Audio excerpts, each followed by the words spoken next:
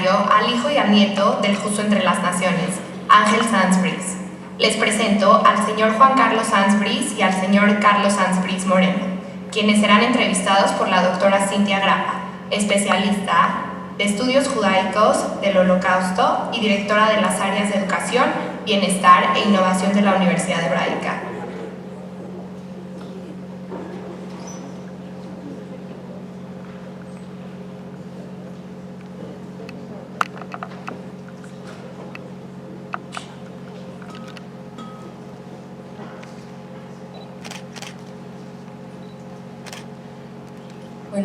Buenos días a todos. Es un privilegio poder, a título personal, tener esta charla con ustedes, don Juan Carlos. Y bueno, hemos escuchado mucho esta figura del ángel de Budapest, don Ángel Sanz Briz, como justo entre las naciones. Don Juan Carlos, yo le quiero preguntar, ¿cómo fue vivir como hijo de el ángel de Budapest?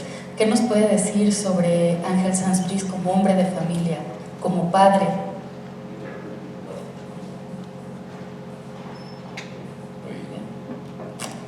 Bueno, fue un gran privilegio vivir con Ángel Sanz Briz. Fue un excelente padre y nos dio un magnífico ejemplo, ¿no? Era una persona pues estupenda, muy justo, luego se convirtió en justo entre las naciones, y a mí lo que más me impresionaba era toda su labor humanitaria, cómo salvó a tantos seres inocentes, el empeño y la valentía que usó para lograr estos magníficos resultados con muy pocos medios. Y bueno, pues era una persona que le afectaba ver las injusticias, el dolor ajeno, y decidió no mirar hacia otro lado como la mayoría de las personas, no cerrar los ojos y aportar su granito de arena para que todos estos seres inocentes que simplemente por ser judíos estaban condenados a morir, pues que sobrevivieran. Entonces fue un gran honor. ¿Y esto era un tema que se hablaba en casa? Pues en realidad sí se hablaba, especialmente cuando alguien le preguntaba, pero yo la verdad es que presencié pocas conversaciones, o muy pocas conversaciones. Yo me enteré de todos los detalles de la labor humanitaria de mi padre cuando ya había muerto, ya habían pasado bastantes años, porque cayó en el olvido, ¿no? Yo creo que mi padre solamente hablaba cuando alguien le preguntaba específicamente por tres razones principales. La primera es que vio situaciones extremas, muy duras, muy injustas, momentos muy tristes, que presenció, por ejemplo, ejecuciones sumarias en la ciudad de Budapest de personas judíos. Entonces, bueno, pues yo creo que el ser humano no quiere recordar momentos desagradables, tristes. También pasó mucho miedo, porque cuando iba a rescatar a los judíos que habían caído, a pesar de estar protegidos en teoría por el gobierno español, por España, caían en manos de los nazis o de los guilas, pues tenía que ir a rescatarles y a volverles a las casas españolas. Y bueno, eso era muy peligroso. Entonces yo creo que pasó mucho miedo, porque se arriesgó mucho, ¿no? Como se veía, de hecho, en la película, en la estación, ¿no? Y bueno, pues él no hablaba, entre otras cosas, porque no quería presumir de haber actuado de esa forma. Todos los justos entre las naciones, o la mayoría, tienen una cosa en común, es que primero que eran personas absolutamente normales, que se enfrentaron a estas situaciones y reaccionaron de una forma estupenda, pero ninguno hablaba de sus hazañas, porque pensaban que obraron como hay que obrar, que cualquier ser humano decente tiene que, ante esas circunstancias, pues intentar proteger. Y no hablaban de ellos, no era solamente mi padre, sino ninguno, porque hemos conocido a familiares de otros puestos entre las naciones, y todos comentaban lo mismo, ¿no? Y luego hay un tercer tema, y es que desde un punto de vista político España no tenía relaciones con Hungría, tampoco las tenía con Israel. Era un tema que a nadie le interesaba, ¿no? Y después el gobierno de Franco le pidió a mi padre que cuando contara su labor humanitaria, que por favor dijera que había seguido órdenes estrictas del general Franco, del jefe de Estado Franco. Y mi padre, con mucho gusto, porque era un buen funcionario de Estado y anteponía los intereses del Estado a los suyos propios, con mucho gusto, en las entrevistas que le hicieron, pues decía que efectivamente había seguido órdenes de Franco, cosa que no era verdad, y que se ha descubierto a posteriori cuando se ha estudiado esto por parte de historiadores, investigadores, etcétera, etcétera. Perdón, que lo detenga aquí porque justamente sobre esto quiero hablar. Efectivamente, en algún momento durante este proceso, tardíamente, pero recibió autorización por parte de la Embajada de España. Sin embargo, ¿cuánto tiempo pasó de que comenzó la labor de rescate de Ángel Sanz Briz? ¿Cuántos salvoconductos, cuántas personas ya había él salvado para el momento en que llegó tardíamente, se puede decir, esta autorización? Efectivamente, esa autorización llegó a finales de octubre de 1944 y más que una autorización era un telegrama que le había mandado el Ministerio de Asuntos Exteriores diciendo que en Estados Unidos la organización judía pedía a España que por favor apoyaran lo más posible en Hungría para hacer los mayores esfuerzos para salvar a judíos. Pero más que una orden, o más que era un comunicado, no era muy claro. Pero bueno, en cualquier caso, lo importante aquí es que llegó ya un momento en el cual pues mi padre había expedido pocos pasaportes, porque había muy pocos sefarditas. La autorización que recibió fue para dar pasaportes a sefarditas húngaros, pero claro, había 45, entonces luego interpretó esa autorización como mucho más amplia y como también qué maravilla, como habéis presentado la historia, impresionante. Perdón, y de una forma muy creativa. Sí, también muy creativo porque dejó este espacio de interpretación tan amplio de este comunicado oficial, y sin embargo, que ahora hablaremos más a profundidad sobre los salvoconductos, pero él recibió un determinado número de salvoconductos, de visas que pudo emitir. ¿Cómo multiplicó estos permisos? Los húngaros le autorizaron a conceder 200 pasaportes a judíos sefarditas húngaros y no había. Entonces él lo que hizo fue extender protección a todo aquel que fuera judío, es decir, que cualquier judío que se acercaba a la legación española le atendían y le hacían unos papeles de protección.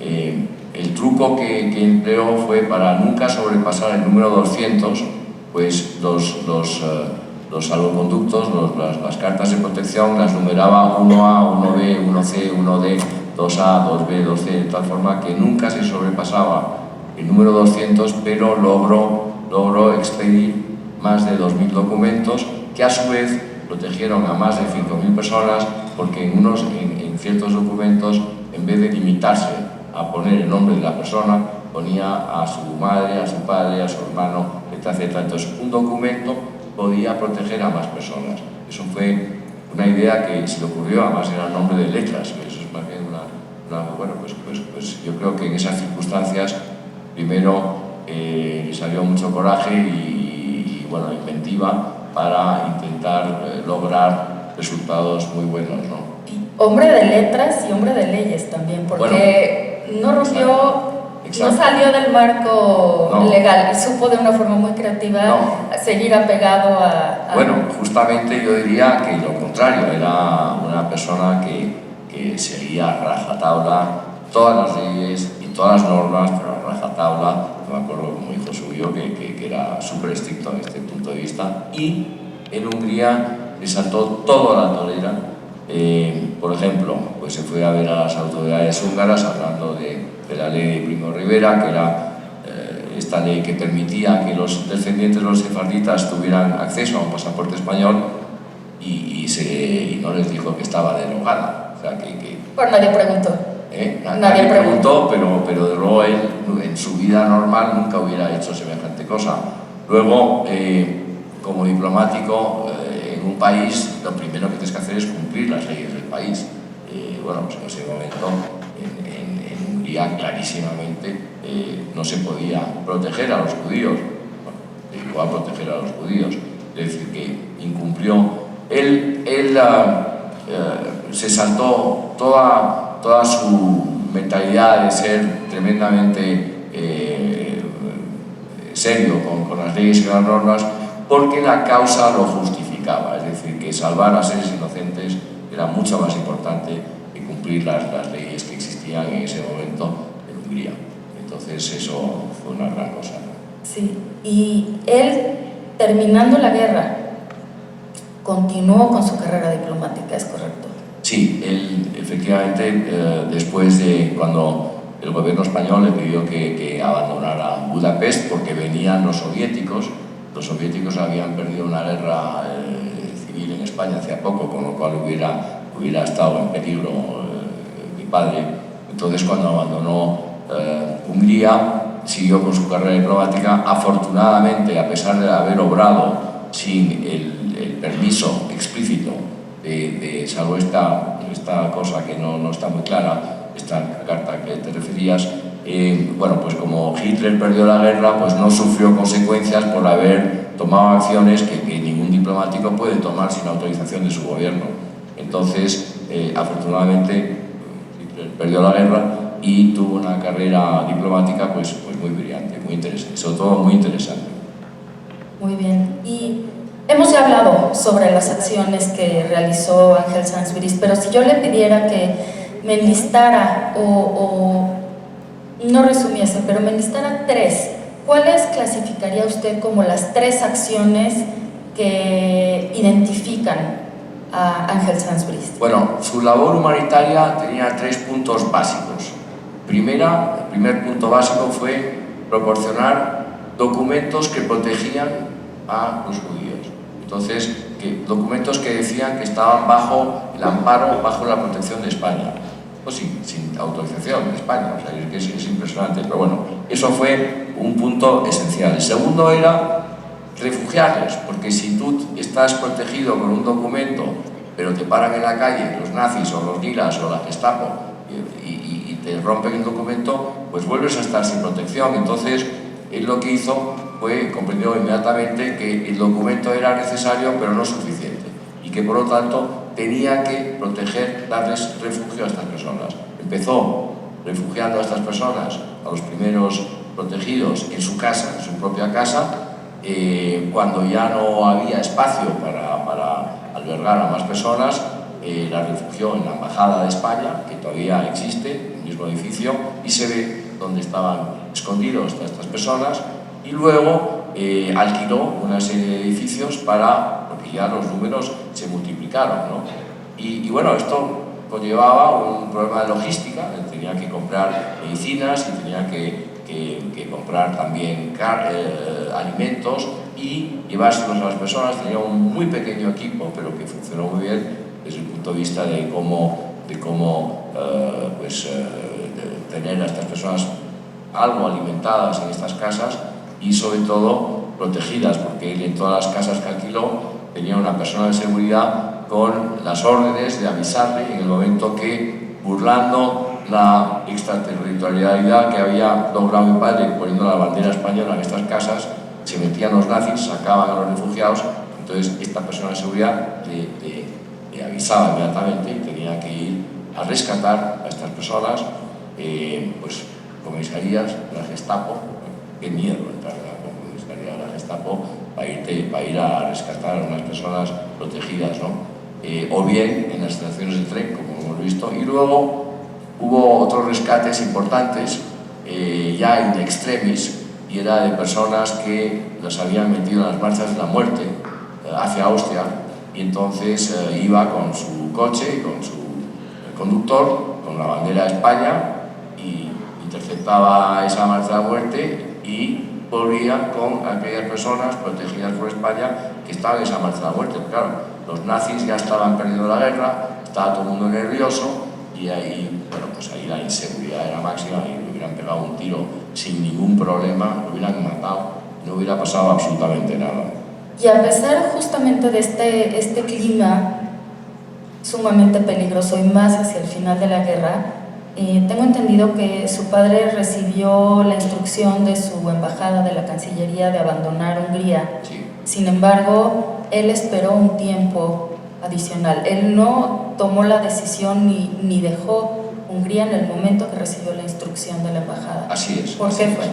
Bueno, fue porque estaba muy identificado con proteger a estas personas lo máximo posible, y pensaba que si él estaba ahí, él se llevaba muy bien con las autoridades húngaras y también con las autoridades alemanas, porque él tenía un argumento y que les decía: oye, tenéis que respetar las casas españolas porque España nos ha ayudado, hemos ido con la División Azul a luchar contra los soviéticos, con lo cual tenéis que, somos amigos, y entonces gracias a ese argumento logró que su labor fuera muy eficaz. Pero claro, sabía que él lo hacía muy bien, entonces si se iba podía peligrar, ¿no? Y por eso decidió quedarse hasta el último momento, hasta muy pocos días antes de que las tropas soviéticas llegaran a Budapest, y probablemente lo hubieran matado. Primero, pues era un representante del gobierno de Franco, porque Franco ganó la guerra a los comunistas, con lo cual pues lo hubieran matado. Como de hecho mataron a Wallenberg, que era su compañero sueco, que también salvó a muchísimos judíos que le cogieron los soviéticos, y a pesar de no haber tenido, le mataron porque, bueno, así fue. Muchas gracias, don Juan Carlos. Bueno, podría estar aquí 2 horas más, sin embargo el tiempo apremia. Quiero terminar para pasar contigo, Carlos. Tenemos un público muy joven aquí, muchos alumnos de distintas escuelas y también público joven de corazón. ¿Cuál es el mensaje que usted, Juan Carlos, les quisiera dar o les pudiese dar en calidad de hijo de un justo entre las naciones en términos prácticos?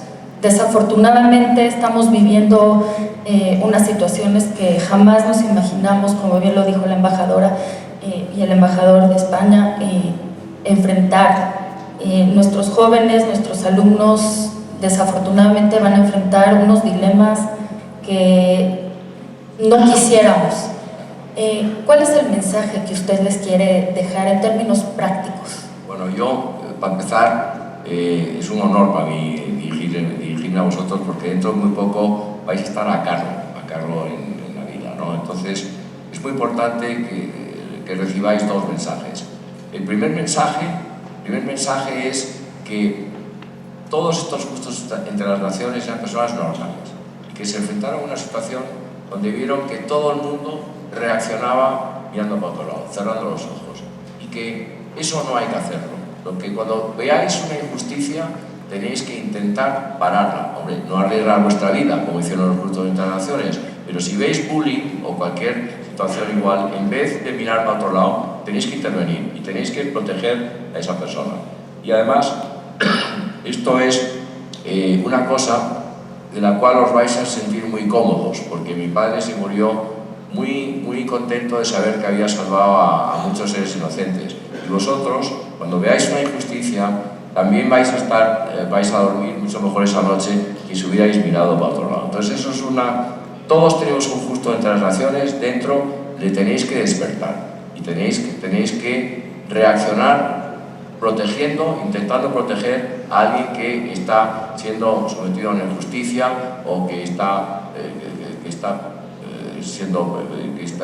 produciendo dolor, está experimentando dolor. No podéis mirar para otro lado. Y luego hay otro tema que es muy importante, y es que nos tenemos que dar todos cuenta que, a pesar del horror del Holocausto y lo mucho que se ha hablado del Holocausto, los genocidios todavía siguen ocurriendo en el mundo. No con la intensidad del Holocausto, por supuesto, pero sigue habiendo genocidios. Entonces, es nuestro deber, cuando sepamos la existencia de un genocidio, es tomar las medidas que podamos, que por lo general suele ser quejarse, hablar con la prensa o pedirle a tu gobierno que reaccione y que se queje. Tenemos que movilizarnos para intentar parar los genocidios.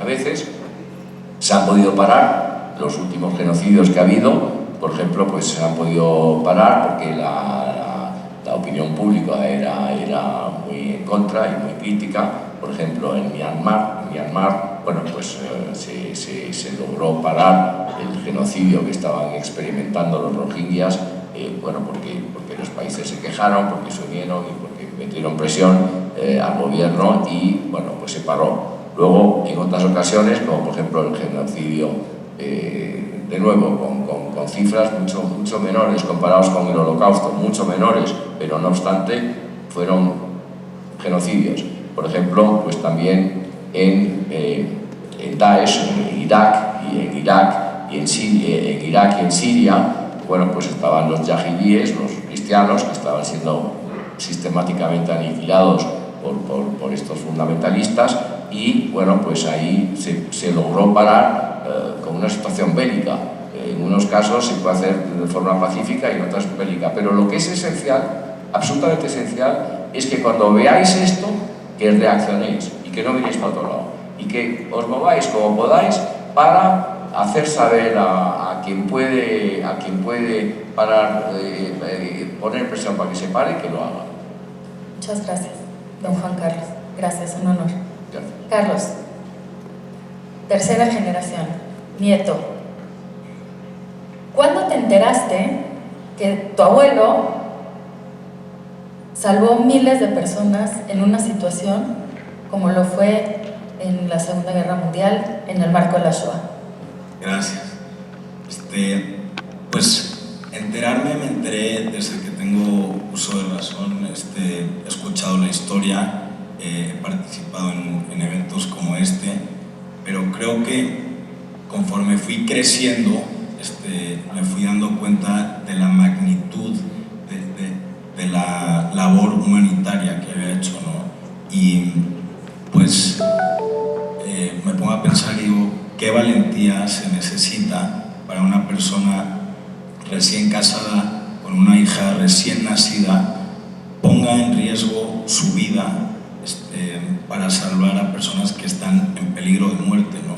Y creo que pues este acto tan altruista pues es algo que es un denominador común entre todos los justos entre las naciones, y pues la verdad que es una historia de la cual estoy muy orgulloso, y pues creo que es muy importante compartirla sobre todo con la gente joven y pues entender todos los horrores del Holocausto, aprender las lecciones que nos deja esta situación, y pues todos en nuestra situación y como podamos aprender, pues como mi abuelo y el resto de justos entre las naciones, hay que ayudar a la gente y hay que no voltear a ver a otro lado, y hay que ser solidario y hay que tener compasión por la gente que sufre y que está en una mala situación. Y esto puede ser desde ver una situación de bullying o de acoso en el recreo de una escuela hasta un genocidio. Muchas gracias. Como heredero, ¿no?, de este linaje tan moralmente alto que recibes por parte de tu padre y de tu abuelo, ¿qué mensaje quisieras darle a todos estos jóvenes que nos están escuchando en este sentido, ¿no? Creo que el mensaje es: ser upstander y dejar de ser bystander. Como joven, ¿qué hacemos? ¿Cómo dejamos activismo de escritorio? Tenemos las redes sociales, pero ¿cómo pasamos de eso a la acción? ¿Qué mensaje, qué consejo les puedes dar tú? No sé si vayan a escuchar mi mensaje porque soy casi igual de joven que ustedes,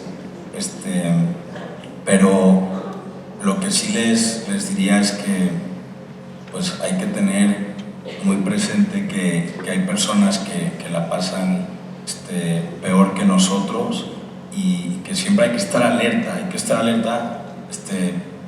con nuestra familia, con nuestros amigos, con nuestros compañeros en la escuela, en el trabajo, y de verdad, pues estar atentos a si alguien está pasando por un mal momento, estar ahí, ¿no? Y creo, viniendo de una persona joven, ahora todos vemos en las redes sociales que todo el mundo está feliz, todo el mundo está contento, todo el mundo sube las mejores partes de su vida y no, hay personas que la están pasando mal y que probablemente necesiten la ayuda de alguien cercano, ¿no? Entonces, pues siempre hay que estar alerta de ese tema. Muchas gracias, Carlos. Un honor, un privilegio. Gracias por escucharnos. Gracias.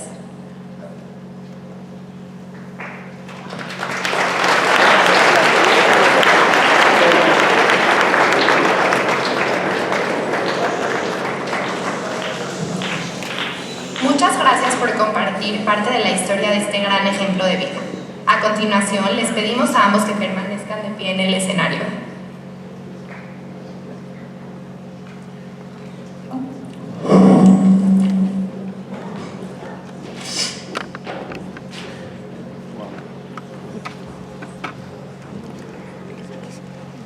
Ante los justos me inclino. Al oír esta frase me hace pensar en la gente que escondió y salvó. Me pregunto y me vuelvo a preguntar, yo en su lugar, ¿podría haber hecho lo mismo? En un océano de odio, en un mundo en decadencia y ardiente, ¿podría yo dar refugio a un extraño? ¿Estaría dispuesto, junto con mi familia, a soportar la amenaza constante de la maldad extrema? Insomne en las noches oscuras, pendiente del ruido, para oír los pasos de la maldad ineluctable.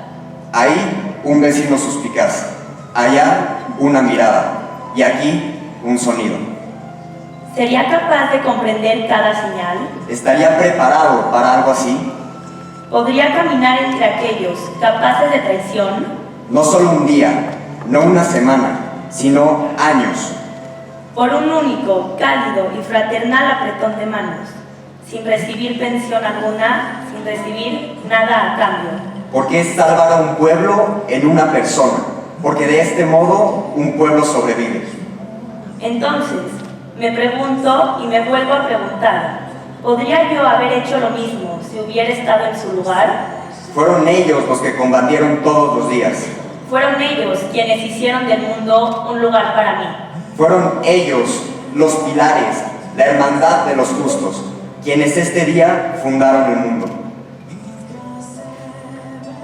Por vuestro coraje y vuestra cálida mano extendida ante nosotros, los justos, me inclino y murmullo en silencio. Gracias, muchas gracias.